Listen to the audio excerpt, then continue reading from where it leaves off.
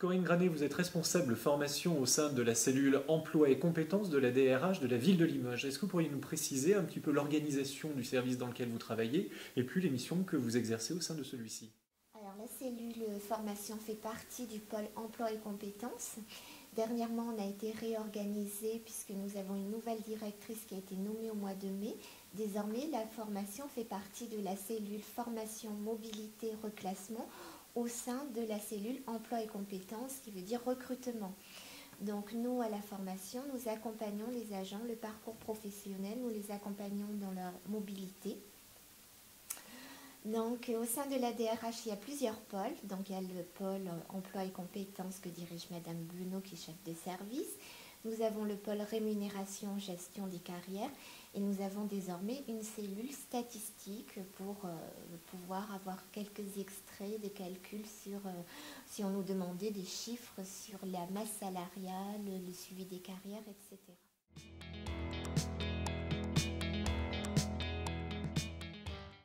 J'ai plusieurs missions de différentes natures. Donc la première, c'est la mise en place, le suivi de plans de formation. J'ai le suivi du budget du service également, l'encadrement des agents de la formation, également la mise en place de nouveaux logiciels de formation. Puisqu'on a des services certifiés, donc on a mis en place des logiciels de formation et on a aussi la mise en place d'un logiciel qui nous permettra d'avoir un meilleur suivi, un meilleur historique des formations mises en place au sein de la collectivité. On assure aussi les formations des agents de Limoges Métropole, de la Caisse des écoles et du CCAS. Donc ma première mission, c'est la mise en place, le suivi, la réalisation du plan de formation. Donc ça se passe en plusieurs étapes. Donc la première étape, c'est l'envoi au service du recensement d'un tableau pour qu'ils puissent recenser leurs besoins.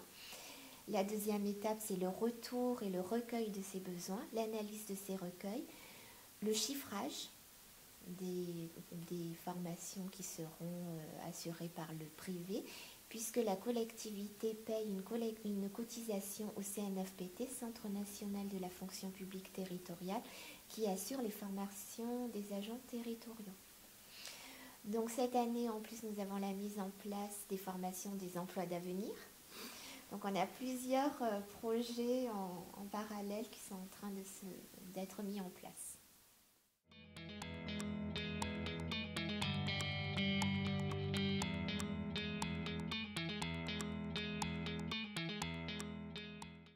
Madame Granet, pouvez-vous nous préciser de quelle manière les fonctions que vous exercez participent de la construction du parcours professionnel des agents?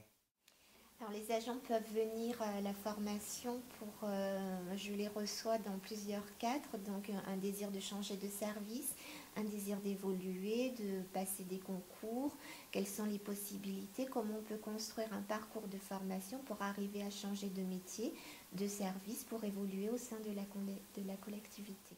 Madame Granet, vous pouvez nous rappeler l'importance de la formation, alors bien entendu pour l'évolution de la carrière des agents, mais également pour la collectivité?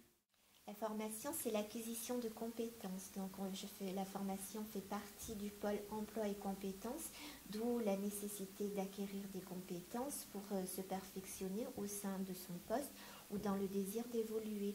Au sein de la formation, on s'occupe aussi des concours, formation personnelle. Si on a envie de changer, d'évoluer, ça passe aussi par les concours. On s'occupe de formation professionnelle, arriver sur un nouveau poste.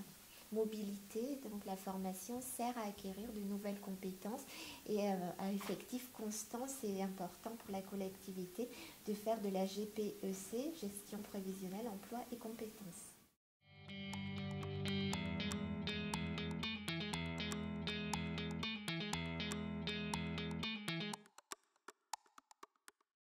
Une dernière question, Madame Granet. Quel serait pour vous le profil type de ceux et celles qui souhaitent travailler dans le domaine de la formation?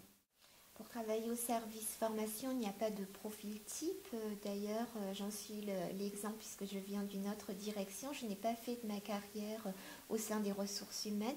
Par contre, c'est un métier qui est vraiment tourné vers les autres, accueillir les personnes, construire des parcours professionnels, être assez à l'écoute des demandes des chefs de service puisqu'on travaille beaucoup en interne et en externe.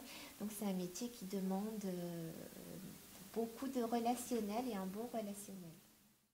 Merci Madame Granet pour cet exposé qui était très instructif sur les métiers de la formation dans les collectivités territoriales et plus particulièrement à la ville de Limoges. Merci de m'avoir reçu.